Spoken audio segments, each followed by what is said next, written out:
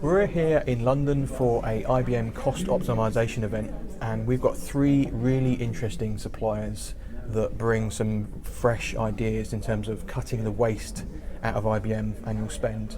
Today was about presenting options for IBM software clients, options that are available from the third-party maintenance market, which is what we do, options that are available from the resale of software on the second-hand market, which our colleagues in Softcorner do, and options that are available from expertise from ex-IBM auditors, which is what HW Fisher do.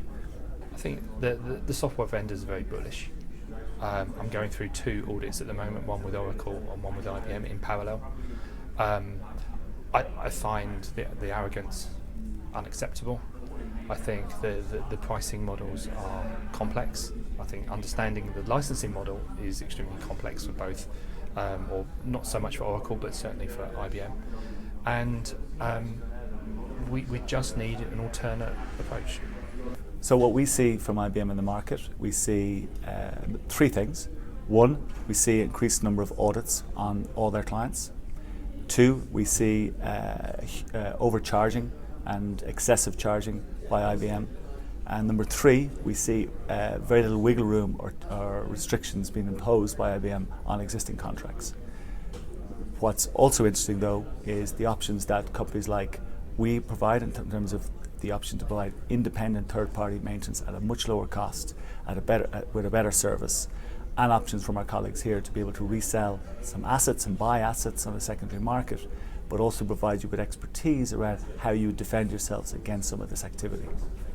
Today we wanted to show to the audience the power, the level of optimization we can achieve when we link together three expertise, which is deeply complementary with the software asset management, the third-party support, and the second-hand software market.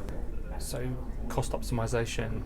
I'm interested in the secondary market, interested in alternate maintenance, and I'm interested in just doing something different and disrupting the market as we see it today. Okay. And why are you interested in those topics? Why are you interested in disrupting things in particular? I have a responsibility for the cost, and a genuine interest in maximising the service for the cost I'm prepared to pay. And based on what you've learnt today, have you learnt any new knowledge, or what's your main sort of takeaways from today? So I've learned the benefits of linking together the secondary software market to the maintenance support and to the audit consultancies that you can take services from, and linking them all together is a much stronger proposition. The secondary market is only just evolving. It's a very new market, but it's definitely something we recommend that people explore. It's a great alternative to the support from the big vendors, whereby you're not necessarily, there's no great new innovation happening from that vendor. The product's pretty stable, and yet there's a big hefty price tag every year for their support. So it's a good alternative to explore these other options. The biggest blocker we see in the marketplace, and the emergence of and the extension of what we do to more customers, is actually their perception of what the marketplace is, their understanding of what options are available to them. By very quickly getting their head around that these options are available, but then with some time required, analyze the risks and opportunities associated with that. Once they do that, and this is what we see, once the organizations approach it with an open frame of mind, these options will be available to them. It may take time, and we've seen that in organizations. You can't overnight remove an entire support organization and a historical way of doing business. That takes time. But if you approach it the right way, giving yourself enough time, it can be done.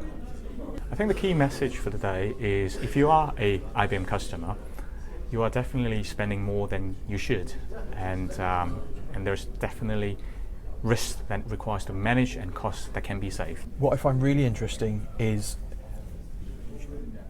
addressing shortfalls in audits using secondary software, because audits are very, very sales driven, they're revenue driven.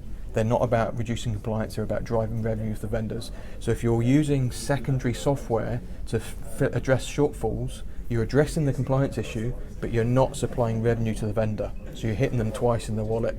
and it's a great way of shaking up the relationship with some of these vendors that are very arrogant and very comfortable with the revenue they're giving, that you're giving them every year through your maintenance contracts.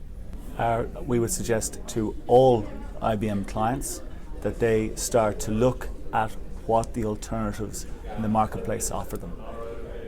Not to consider just what IBM brings to the table or the IBM official approach to the marketplace. There is a growing insurgence and almost a revolution around the options that are available. Our company and our partners' companies can provide a different approach at a far lower cost with a better service than you can get from IBM. Takeaway is, look at it now.